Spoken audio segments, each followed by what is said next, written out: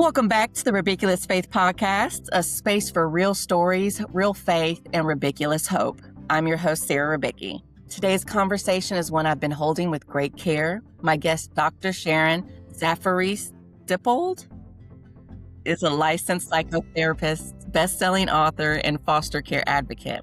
But more than that, she's a woman who understands what it means to survive, to heal, and to find meaning in the waiting. Dr. Sharon shares her personal testimony through her Garbage Bag Life book series, written from the perspective of her younger self, a little girl navigating abuse, rejection, and constant displacement within the foster care system. Through her story, we explore what she beautifully describes as the innocence of faith, the quiet, resilient belief that forms even in the hardest places. This episode touches on foster care and childhood trauma, but is ultimately a conversation about resilience, voice, and hope, and how God can meet us even when our lives feel unstable or unseen. I'm so grateful you're here. Let's dive into this powerful conversation. Dr. Sharon, can you please open us up in prayer? Yes, I'd love to. Thank you. Dear Jesus, thank you for being with me from the time that I was a little girl all the way through my journey. And thank you for standing alongside me when I share your story in all the realms, in all the foster care realms, the church realms, the teaching realms, the school realms. And be with me today as I share your story and our story together on my first podcast ever. So in Jesus' name I pray. Amen. Amen. All right. Dr. Sharon, for listeners meeting you for the first time, can you share a bit about who you are today and the journey that led you here? Sure. My name is Dr. Sharon Dippold. I am a mother, a grandmother of 6, super exciting. I am a daughter, and I also am a wife. My journey that led me here today. Also, I do telehealth therapy. So I've been a therapist for about 27 years in private practice, and then a social worker from the time of graduating in 1992. When the social worker degree happened, I wanted to work for the same system that I disagreed with. So I initially became a social worker to kind of make those changes. And in turn of doing that, I then led down the path of doing therapy, which is kind of where, I am today. And then, I've always been a motivational speaker in foster care and on topics of change and how to change the system for 20 some years of sharing my story. And then most recently, I wanted to hit a bigger realm, and I knew writing my story would do that, like to have those voices be heard and be accepted. So I published the first book in the Garbage Bag Life series in 2022. So this is a new journey for me in regards to author and book signing and so on and so forth. So your work spans therapy, writing, advocacy, and philanthropy. How do all of these threads connect for you? Change, right? When I think about that, and I'm like, how are they connected? And I think change is a great word, because when I was younger, I think it was part of my resilience. I knew that I needed to change the system, right? Like I'm going to change this. Other foster kids are not going to go through, what I went through. And then, when I got my social work degree, I realized that therapy, because I specialized on foster children, right? That therapy would be that next level, like not only sharing my story and advocating for change, but also offering therapy services along that path. And the whole mission was always about change. Even when I was asked to be a motivational speaker, my thought was, how can I make this impactful? Like the goal is for change. So how can I make that happen? And then again, like I said, even doing the author, it was, what is that next step for me? Like the next step, how can I get more people? How can I reach more people about change? And even at the time, even at the time, it was foster care was not allowed to take, foster parents were not allowed to take children to church. Wow. Like it was not. And I remember hearing that because part of my journey was to be a director of foster care, right? So part of my younger years is I became, a director of foster care programs. And I remember reading that legislation, right? That, if a parent did not want you to take your foster child to church, even if the foster child wanted to go to church, it could not happen. Right. So I remember thinking at the time, like, this was such a powerful, like, what a resource they're taking. So even then I became an advocate for change and no. If a child wants to go to church or they want to see what church is, why are the parents able to prevent that from happening? Right. So I think that, it shifted a little bit into the children having more voices when it came to like what they wanted to do. Yes. So even in the role of a director, it was about how can I bring a change to the foster care system? And then leading up to, like I said, the books. The books were when I sat down going, I'm not, and praying about it. It's like, I'm not happy with the little trainings how can I reach a bigger audience? And that's when I decided to write my story. And of course, the idea is everyone's like, how can you share your story? I always say that I was protecting, right? Like I can share my story and the details of the trauma because there's like a bubble around me, and that bubble obviously was my faith in Jesus, right? So Yeah. like I think for the audience it was something that was so different to see a former foster child sharing the details of the experience, and the question always was how can you do this, or how can you get through this? Like, and I've said it, there's a bubble around me. It's like you experience this, but I'm protecting you. Now I want you to share my story. So even that, I think, was something that was for change because I really wanted to make sure everybody felt what foster care was. And Mhm. then, of course, when the books came out, there was no question. It's like, what organizations am I going to donate the proceeds to each of the book sales to a foster care organization? And each book has a different organization. So one book goes to Foster Love, which is about donating suitcases. Another for foster children, right? Another one goes to Ticket to Dream, which is about helping foster children take that next step out of there. So they all tied together with just that one word. It's like how the change, right? So I think that's where they're all connected. Yeah, that's beautiful. I love that. Now, the Garbage Bag Life series uses your younger self as the narrator. Why was it important for you to tell the story through that lens? One of the things that I've realized, even in my training and even as a therapist, is that people, when you can emotionally get to them, they feel it. And Yeah. that promotes the most change, right? So I read other foster care stories where it's more memoir, like kind of related, like you're reading back on somebody's experience, like they're reflecting back on what things were like for them. And I just wanted something different. I wanted you to become me. Right. I wanted the Yeah. reader to become the foster child. So I decided, even 10 years. So, I had written the first rough draft like 20 years before I even published it.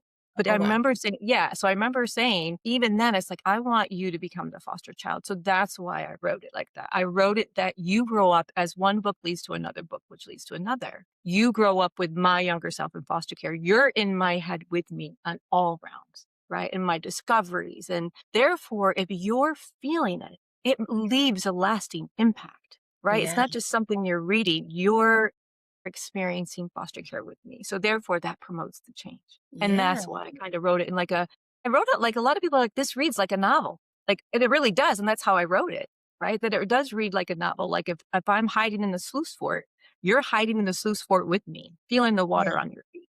Right. If I'm, as we're talking later, getting on the church bus because I was locked out of the foster home, you're on the church bus with me when I had no clue what I was doing. So that's why I wrote it that realm in regards to advocating for changes to kind of really hope that you feel what it feels like. Yeah. To live in that experience. Yes.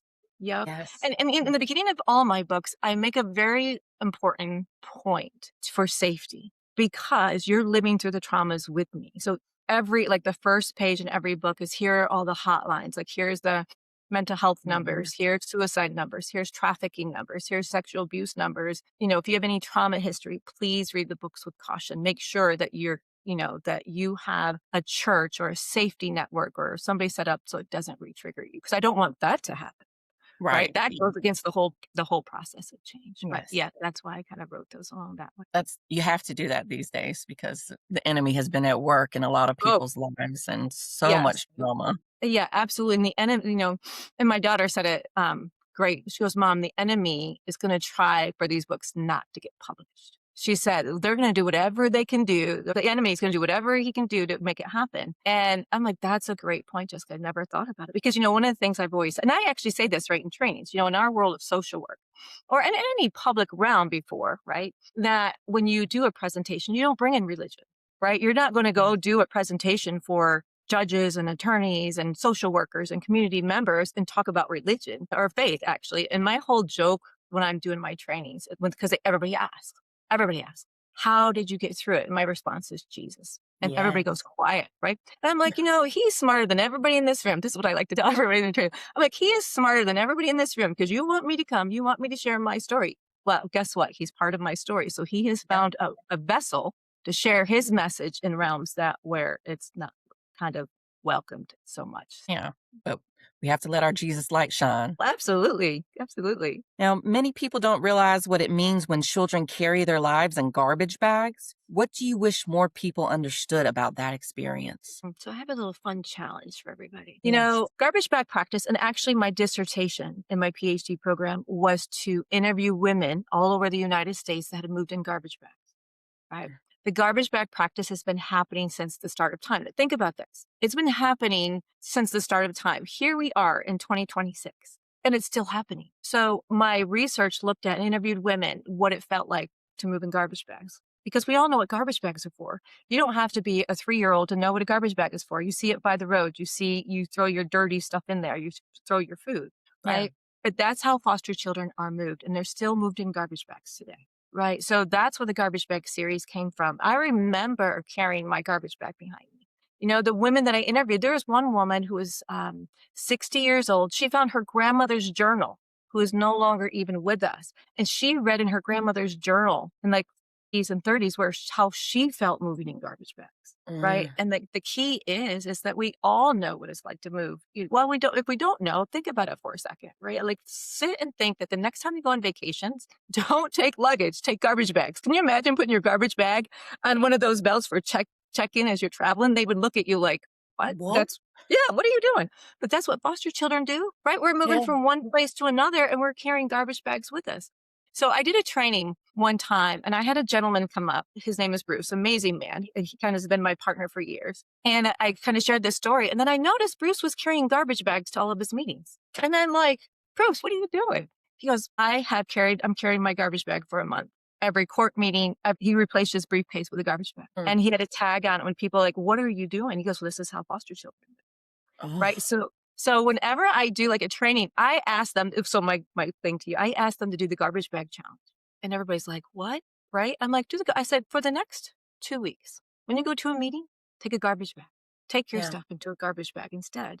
Right. And think about it. You can ditch the garbage bag when foster children don't have an option to do that. Now, in all fairness to foster care agencies, their resources were so tight, right? Like if you think about what they have to work with, or the number of children that are in foster care, so I'm not blaming them in any Right. kind of way. I just don't think there was ever attention on that practice. There's attention on therapy, right? There's which there should be. There's so much attention on foster children, but a simple practice in regards to how we move them can Yeah. impact their self-esteem. And that's what came out of my research. What I found is women are like, I'm garbage. I'm unwanted. I'm thrown away. I feel like nothing. But then then I would wait till the end of my interview, right? And then I'd ask them, well, what does foster care feel like?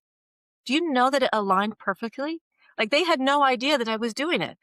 Their garbage bag experience was all those words. And then at the end, I said, what does it feel like to be a foster kid? They matched perfectly. So then my argument became, what if we change the garbage bags, right? And it's been proven that if you give a child a garbage bag and another one a piece of luggage, the one that's walking with a piece of luggage or a duffel bag behind them, even though the move is traumatizing and sad, they're still walking a little taller than they Yeah. are if they're dragging that garbage bag behind them. So that's where the Garbage Bag Life series came from, because it's one of the main practices I want to change and bring awareness to in regards to moving foster children. Yes, that's beautiful. And the title is genius. Yeah. When you look back at the younger version of yourself now, what do you most want her and readers to know? That's a really good question. If I was to look back to my younger self, obviously I'm not able to change the experiences of my younger self. It's an interesting question, because I would tell her, because when I was younger, Jesus was my friend. Didn't know what a Bible was, right? And I'll talk about that too. Like all I knew is what I learned really quickly in a Sunday school, and he became my friend, right? I wasn't Mhm. talking to Jesus. I didn't know he was my savior at the time. I just knew he Right. was my friend, right? Mhm. So thank goodness for that friend. Because when I was being abused, I was talking to Jesus. I wasn't praying. I didn't know at the time. Well, I didn't know what I was praying, but in my mind, I was just talking to him. Right. Right. So the reason it's hard to answer that question, because I think that was the most powerful resource I had. So if I had to go back to my younger self, I would remind her that she's incredibly strong, Yeah. right? That but also because I didn't have any human. Like if we think about foster children, there's usually advocates for foster children. There's usually a family member somewhere, right? There's usually, they just can't go to live with that family, but there's usually a family member or there's somebody. But back when I was involved, there was nobody, right? Back Mhm. then, when you left a foster home, you never spoke to them again. You weren't allowed to. Right. So there was nobody that followed me. My caseworker would drop me off. Now, keep in mind, too, I want to say services have changed. Foster care agencies are no longer, hopefully, dropping kids off and disappearing for 3 months until it's time to move them. But Yeah. that's how it was then. So I think the fact that I had my friend was the main thing. So I would probably go back and say, like, you are not alone. You have your friend. You have Jesus. He's your friend and don't stop fighting, right? Like find those happy moments, keep finding those happy moments. Like whenever you're afraid, talk to Jesus, right? Because Yeah. that's what I thought I was doing. And now I'd say you're praying, keep praying to Jesus, right? But at the same time, I would say whatever you can do, find something that you like to do. Right. Even if it was catching minnows in the creek, which is one of the things that I like to do in one of the foster homes. So yeah, like so the question is, would I go back and tell her anything different? I don't know if I'd go back and tell her anything. Well, I'd say you're not alone because that's what it feels like. Like you're Yeah. not alone. This is all you get to grow up, right? Like you get to grow up and decide. Don't let foster care define who you are. And I think that Yeah. happens a lot to foster children. The drug addiction rate among foster children is sky high. And I Yeah. always say, why wouldn't it be? Like, no offense, like if you escape foster care and you could do a drug and it escapes where you are, that's so easy for that to become a coping mechanism. Yes. Right? That's where service providers come in and going, you don't need the drug. I can help you escape. Mhm. Right? That's where church can come in and go, you don't need to do that to escape. You come to a church and we're going to wrap ourselves around you. Right? You're not going to be alone. So I think that's what I'd say. It's like, this is only a moment. Foster care is not you. Yes. You're not dirty. You're not garbage. So what? And I probably say, because I say this, so what? So what? You're a foster child. So what? I got to learn from 21 families. The other people only get to learn from one. I'm lucky. Yeah. It's to kind of find that. So I hope that answered your question in regards to kind of what I would say. Yes. It's not putting your identity in what you went through, but putting your identity in Christ. I like the one liner. Well, that absolutely, because Jesus has you. He Yes. had me. Like, even when I went back to find my caseworker, right? Because, she found me years later and she said to me, and she didn't know who I was. I went up and I went to her and I'm like, oh, by the way, I'm Sharon. She goes, Sharon. Yep. But I said my last name and she just she froze. She froze. She told me a story that how there was so much trauma in my history that nobody could read my case file completely. Like they would Oh, start to read my mercy. case file and go, too much, that this is too much.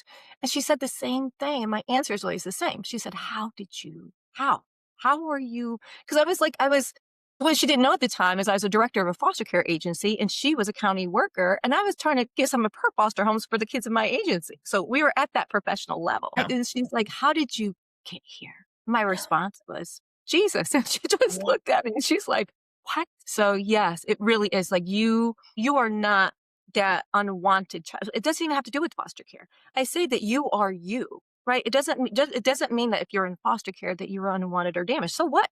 So what? You were in foster care. The sad news is it had nothing to do with you. Your parents, for whatever reason, just weren't capable, Yeah. right? The trauma, though, that can happen in foster care, that is not you. Do not let that trauma define who you are, right? Yes. And so it's not the foster care, right? It's the trauma that you experience from foster care. Do not let that trauma you make you, not the trauma. Yes. We are children of God always. Now, Absolutely. you've said my voice matters. At what point in your life did you begin to truly believe that? Mm. I always was vocal. I always was quite vocal.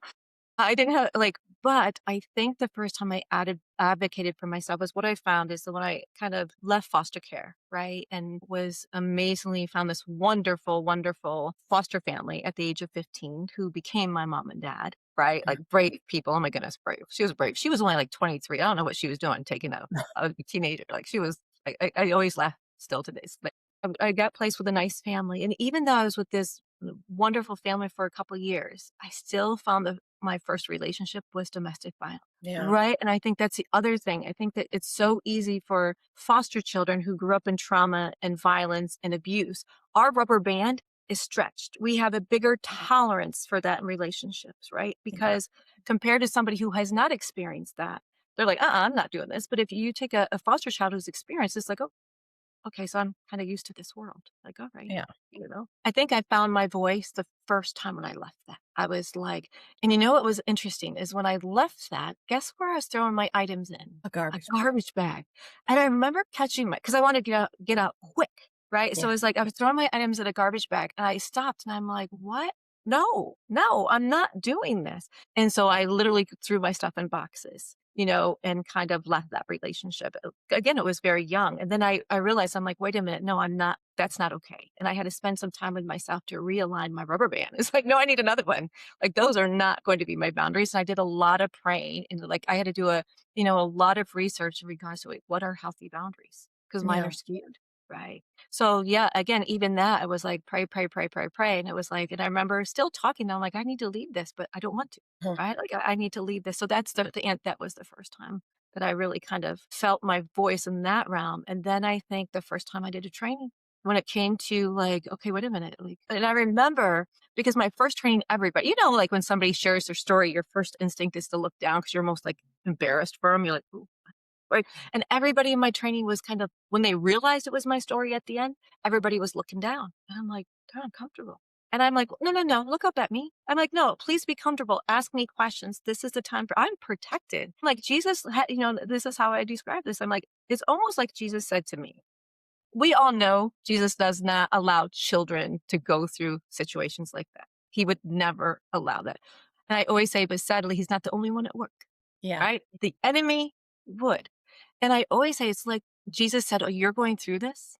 I'm going to put a bubble around you because you're going to do something with this. And it truly is how I feel. Like when I'm doing a training, they're asking me questions. They're like, how does this not bother you? I'm like, it truly doesn't. Yeah. Right. When I've written my books, people are like, are you re-traumatized by writing those stories? I'm like, no, I'm protected. I'm not. So that was another time I felt like I had a voice because I said, look up, foster children. Do not look down on foster children. Do not look down on our experience. Do not look down on our trauma because then you're looking down on us. Yeah. Right. Yeah. Like, so that was the other time that I really found that and said, I really need to take this voice. Yes. It's like Jesus, he gives that peace that goes beyond understanding. Oh yeah, like this is beyond even for myself, and I do telehealth. Like I do therapy. I've been doing therapy for 27 years, right? Like, I mean, if you're coming to me and you share your story, I'm like, ooh, right. That's my first instinct too. Is like, okay, let's create a little safety. Let's make sure you're safe. And for somebody to say, no, I'm good. I'm safe already. We can Mm. just talk about it because there's something around me. I'm like, I'm going to want to make sure that what they have around them is real because in my brain, I'm like, well, that's no, maybe that's denial. Maybe that's compartmentalizing. Well, Yeah. I've had, but you know what's funny though? As soon as they say how, because they get asked if I'm compartmentalized, and I'm like, my faith, it's Jesus. The people, you can see all the faith-based people in the room. You can see all the believers because their eyes light up and they're like, absolutely, that makes sense. No matter who they are, they could be like a therapist, a doctor, a lawyer. They're like, oh, that totally makes sense. So when you Yes. say that to somebody who has they're completely like, oh, we get it now why you're able to do that. Got to find those Jesus people. Now, how did constantly changing homes and schools shape the way you saw yourself? And how did that evolve over time? Well, I think, one of the things, again, it goes back to I align with all those women in the Mm. study, right? That's how it felt. Like it didn't take, it only took me the first time a foster mother gave me a garbage bag to move. I'm like, was she throwing my clothes away? Because I didn't know I was moving. So Yeah. I said to my brother, I remember my brother and I were like, why is she throwing away all of her clothes? I'm like, I don't know. Let's just put our clothes in. We really thought our clothes were, so we knew what garbage bags were because we thought she was throwing away her clothes. We didn't Yeah. realize we're going to be dragging them behind us, right? So when I felt the same way, unwanted, definitely unwanted, felt like trash. Nobody wanted me. I used to go, why am I all alone? What did I ever do? Academically, I struggled, of course, right? Of course, I struggled Yeah. academically. Had buck teeth, one eyebrow. And so I was an easy target to be picked on, right? So it was all those. So I felt all those things. One of the key things I think over time, I think going to school for social work and then my master's in social work and my PhD was probably my own therapy because I didn't have therapy at the time. Mhm. Right. Like it was probably my therapy and like doing that healing and then my own inner voice. And I think praying was the whole source of like, where am I? Where do you want me? What do you want me to do? Even before I go into therapy sessions, I'm like, okay, so you need what do you want from me in this session? Lead me. Like, what is it that you want me to do? So I think that was a conversation, and then finding those answers where like, okay, I need to be okay with me to help Yeah. others. So again, it goes back to change. I knew if I was going to be able to do what I wanted to do, I had to like me. Right. I had to learn to like me. I had to learn to kind of be my own advocate to make that happen. So that was that transition. Yes. What role did unexpected kindness play in your survival and healing? I think that is a wonderful question. I was never asked that question in a training before. Wonderful question, because it doesn't have to be much. Yeah. Right? Like, it could be okay, so, I'll kinda go into the church bus, like, there's the first foster home I was in, I was locked out. Like, literally, we were locked out all day, and, using that example of that, I was playing outside, making mud pies, full of mud, no shoes, just a hot mess at, like, 9 years old, and this bus goes by, and the church bus driver stopped. Thank goodness it was a church bus, that's all I'm saying, seriously, because nobody Yeah. knew I got on the bus. Right, this bus stops, and this gentleman goes, "Hey, would you like to go to church?" And I had no idea what that was. And I'm like, "Yeah, why not? I don't have nothing else to do but make," and the kids were laughing and having fun. So I thought, "Why not? Sure, I'll get on the bus." So that was an act of kindness, right? Yeah. Meredith, who I sat with in the seat and kind of told was to, like, looking and realized I didn't have shoes on, was kind, right? She's the one that took me into church that morning and kind of cleaned me up and gave me slippers so I could wear slippers throughout the church. She was kind. The Sunday school teacher that morning who, a quick event, and then I'm going to come back to the kindness. I want to kind of go here for a second. I was not a very good reader. And so she had the kids who I didn't know in Sunday school reading the Bible. So can you imagine me trying to read the Bible? Like that was just, that wasn't happening.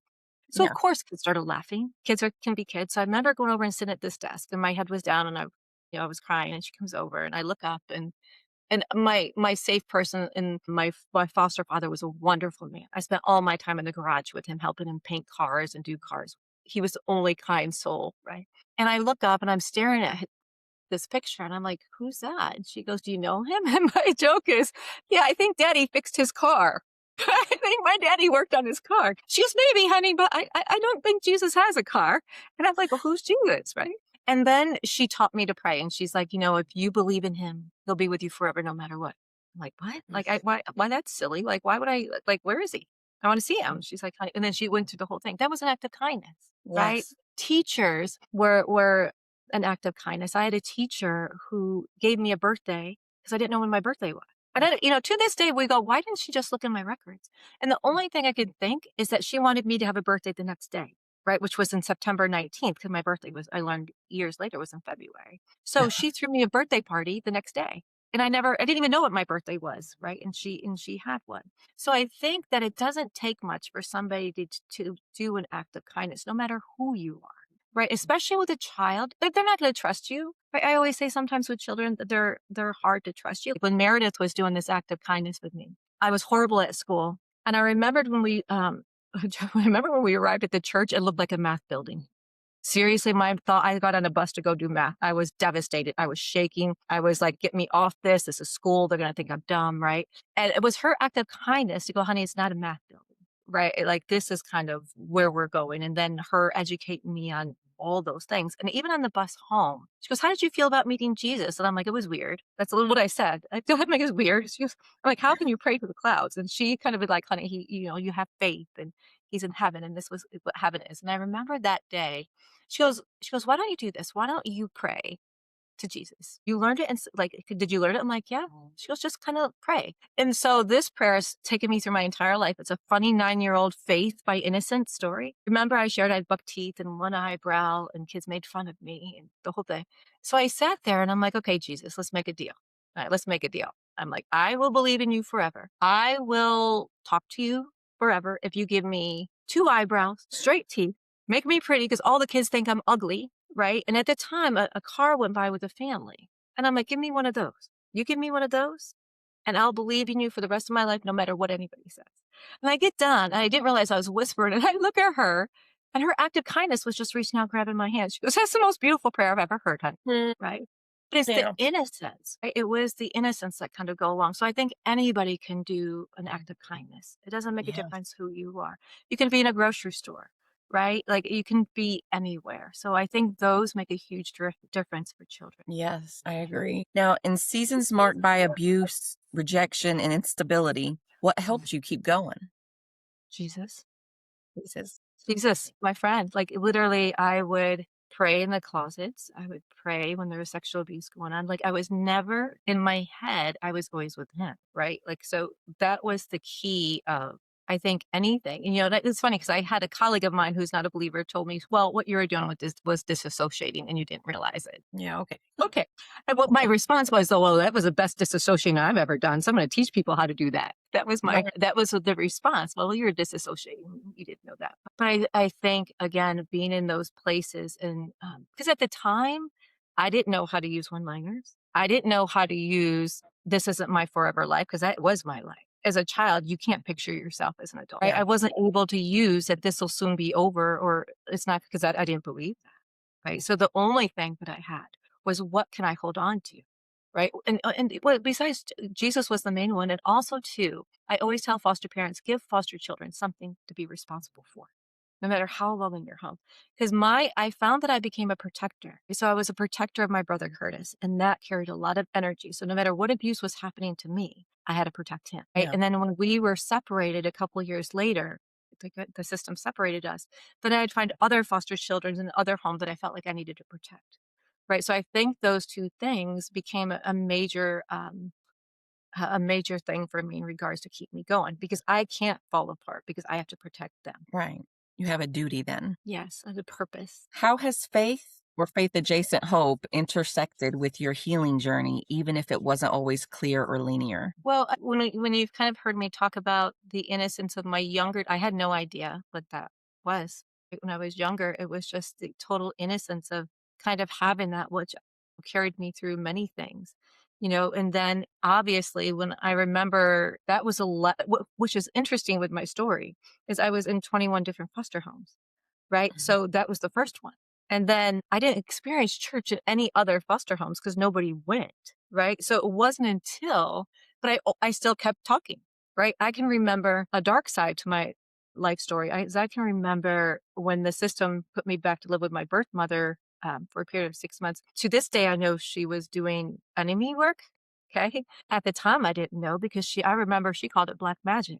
Right. And I remember Mhm. being in the room with her when she'd rock that table back and forth and her eyes would roll in her head and she would tell me she's making money because she was talking to dead people and da da da da. And I remember she came in my room and she heard me talking to Jesus and she was angry. She was like, Yeah. what are you doing? Right. So even in those dark times, like I still had those conversations. I never stopped my conversations with him. And then when I met my family when I was 14. That's the first time I went to a youth group. So I got to go back to a church and back to, I'm like, so this, because I didn't know what it was. All Yeah. I knew is that Jesus was my friend. Right. So it was the first time I did youth group, and then I joined the choir, and then I became involved in the church. And then we were doing all these like camps and all these different things that I started kind of really piecing together what I had as Mhm. a child that I didn't realize that I had as a child. Because then I understood the power of Now, what does resilience look like when it's real and lived, not just inspirational language? like balancing is the key. This, like, you could teach resiliency not only to trauma, resiliencies and anxiety, resiliencies and depression, resiliencies and bipolar, because resiliency is, how do you find the balance, right? A good example is, I got a window behind you, right? So if I look out my window, I'm like, are you kidding me? It's snowing again. Great. Well, your brain stores the last thought, and it's going to give your body energy, and how you store that with the last thought. So if I'm like, here we go. That's like, oh, like a beat up, like a depressive, like whatever. If I'm like, you know what? There's snow on the trees and it's beautiful. Yeah. That's actually a form of resiliency. That is balancing. I'm not like, that's great. You want me to find the positive. I'm like, no, I want you to find the balance. Right. Like I want you to find the balance. So when you heard the example of where I said, you know what? I got to learn from 21 families. Maybe you only got one. That's actually a form of resiliency. Yeah. Right? Right? So that's, and when I say that, people look at it and they're like, "Huh?" And I'm like, "'Cause resiliency is just doing that." Like when I was even in my foster homes, I always found a safe place. I always found a hiding place, right? That's actually a form of resiliency, right? Yeah. So rather than getting stuck on something bad's going to happen, I was like, "Oh, let me plan for if it does." Right? So it's those kind of things.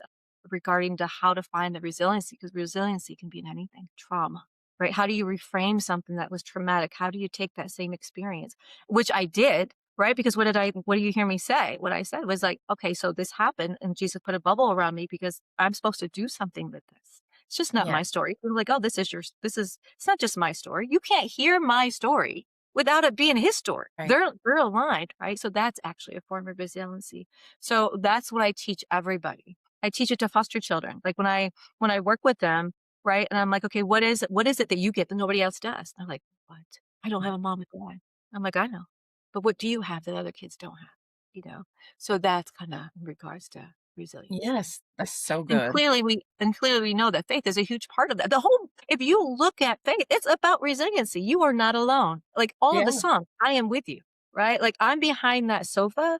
I used to remember I and there's a song now which is quite interesting because I'm like, I think somebody heard my story. Like I like that song where Jesus is behind the sofa, right? Because I Uh-huh. can remember one time hiding because one foster home we would get shot with BB guns, and I would take my brother and we would hide behind something. And I remember saying like, "We're not alone. Jesus is with us." And my brother's like, "Who? Like Jesus? Oh, your imaginary friend." Like, okay, yeah, like he's with us. So in all those places, I wasn't alone. But yeah, that's still a form of resiliency. Yes. Now, your commitment to donating book proceeds to foster care organizations is powerful. Why was that non negotiable for you? That's the whole purpose of the books, right? The whole, because it's not about me. Like, at some point, somebody's like, "Are you narcissistic?" And I got somebody come out and ask me that. Because I'm sharing my story, and I'm like, "No, no, no, the whole purpose of sharing my story is for change." So if I'm not embarrassed by my story. I wasn't alone in my story. So the whole point of that is for change, and that's where if I'm gonna write the books, I have to serve a bigger Yes. right.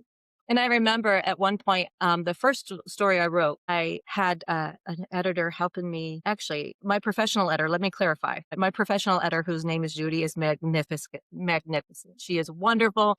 I couldn't have done this series without Judy. Like she's been by my side the entire time. And I have another editor friend named Amy, and she's been magnificent. She helped me 20 years ago with the first draft. So the individual I'm talking about is not those two. Okay. Okay. So, but there was another editor, and she literally read the first copy of Just Another Slice and said to me she was concerned because Jesus was mentioned too many times. She said, "I'm afraid that you're going to lose readers because you have it. He's mentioned too many times." Well, that person is no longer part of my team, but I'm like, okay, like, yeah, no. I don't have him mentioned enough. You want my honest opinion? You know what I'm saying? Like, no, he's as mentioned as the role he had in He's the main character. this is his story. It's our story. Like Yes. how do you take a child and have them be where they are sharing his story? There's no what okay. I don't want to say there's no way that couldn't have happened without him, but come on, look at the chances, right? Like he can take and do amazing work in his arms. You cannot deny that he was not wrapped around this. I'm Yeah. aware of that. Right. So yeah, the idea of giving back and doing the whole change is the whole point because it's still his work. Yes. That's beautiful. Now, what do you hope foster youth or adults who were once foster children feel when they read your books? Their voice, that we don't have to be embarrassed by foster care, Yeah. right? Like, well, there's one time when I was a social worker working and I might have been a director at the time, I don't remember, but it was way back when AIDS was big, right? And I was a social worker for children that were dying of AIDS because it was back in the early 90s. All of our foster children were dying of AIDS and we placed them in foster homes. And there's this one little lady that was passing. She wasn't very old, 15 months, right? And the doctor was standing there and she'd passed. I'm holding the baby and cried. And the doctor she whispered, and she goes, "I was a foster kid too," whispered it. But that's what we do, Yeah. right? Think about it. Like, that's what foster kids are. That's sometimes we feel like a whisper, Yeah. and that's the whole idea. We don't have to be a whisper. It's not our fault our parents weren't capable. They just weren't capable. But look what we came out of. So that's what I want them to know, right? Is that everybody has a story. Everybody has a story, and they shouldn't be ashamed of their story. It's okay for them to have a voice because when you whisper, that impacts your self-worth and self-esteem. Why would you whisper if it didn't? That's Yeah. shame, right? So that's Mhm. what I want them to see. And I've gotten a lot of that. I received a lot of, "Oh my goodness, I want to write my story. How did you do it?" I'm like, "Do it. Write your story. Like, write your story. Have your voice." And so I've gotten a lot of messages from individuals in regards to that and them sharing their stories. So Yes, it's own your experience without it becoming your identity. And part of what I do is own your story. I offer the experience to help people write their stories. Yes. They have come through life and their trauma and found Jesus. Yes, absolutely. Now, if someone listening today is in a waiting, healing, or survival season, what would you want to gently remind them of? That you're not alone, right? That you this is not your forever. It's like find your space.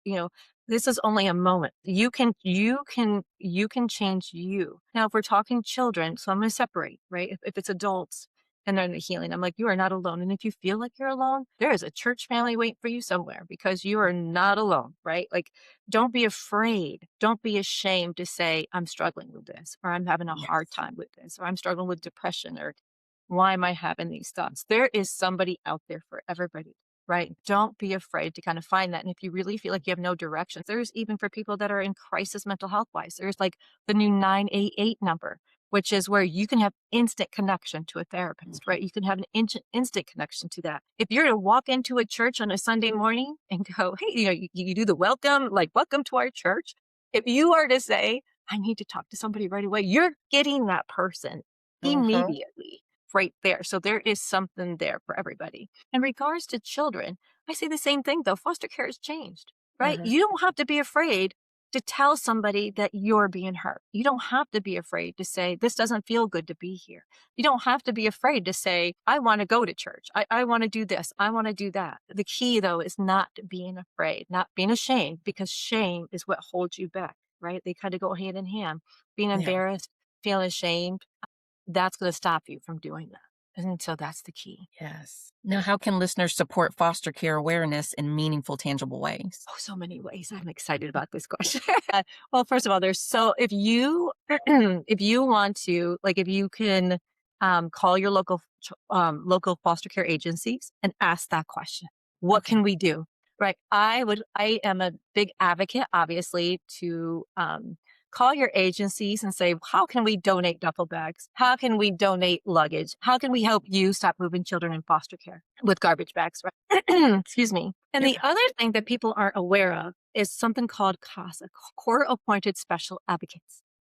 And this is something that is free. I mean, when it's free, meaning you can volunteer for this. If I would have had a CASA advocate, my life would have been completely different. A CASA exists in every community. Even one of my books, I did a presentation for CASA of the Southern Tier, and actually some proceeds from one of my books is donated to them. And what they do is you can follow a foster child around, right? So you can volunteer, and trust me, CASA is always looking for volunteers in regards to working. So what happened is, if you wanted to volunteer, it's kind of like you would be, let's just say you were appointed to my younger self. I was in foster care, right, Sarah? And you'd become my advocate, right? Yeah. You would follow me wherever. I'd have that constant person no matter what world I was in. So if you're my CASA, you come, we could play games together. You could take me to a movie. I guess it kind of resembles like a big brother, big sister kind of program in the old days, right? But when it Yeah. comes to like foster children, and if I move to a home, you go with me.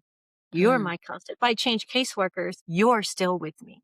So it's a fantastic program. And I even had somebody reach out to me from Illinois. I received this message from somebody named Sarah who was with CASA, and she asked me to jump on to do a Zoom call. I'm like, absolutely. I'd be happy to jump on for a Zoom call. They're actually using my series as their training. But she goes, we Oh, are using your books as training CASA workers of like how to work with foster children. Would you be willing to jump on for as quick?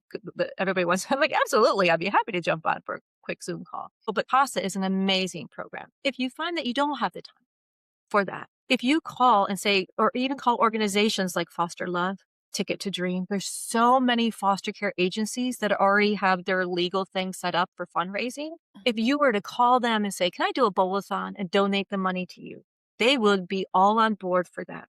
So look at foster care online, non-for-profit organizations that are helping foster children. And all you need to do is call them and say, can we do a fundraiser? And they would yeah. be more than happy to do that. Yeah. I feel like I should be planning something. Goodness. Now, how can our listeners support and follow you and what you do? So I'm happy to give you my website. So the Mhm. website is www.drsharon, Dr.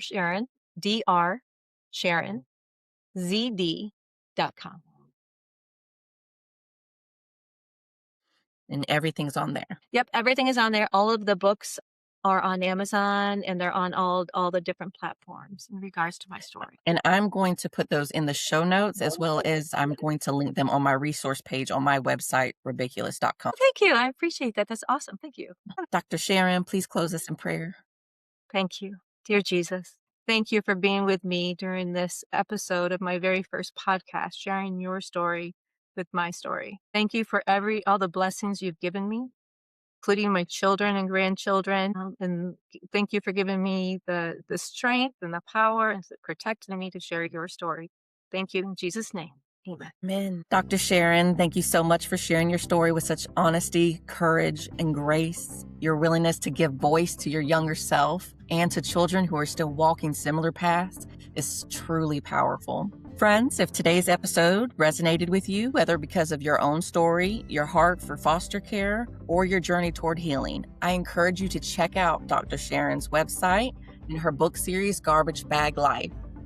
It's an invitation not just to understand foster care, but to approach it with empathy, awareness, and hope. As always, if this episode encouraged you, please consider sharing it with someone who might need it, subscribing to the podcast, or leaving a review. It helps these stories reach the people who need them most. Thank you for spending time with us. And remember, your story matters, your voice matters, and God is still working even in the waiting. Until next time, this is the Ridiculous Faith Podcast.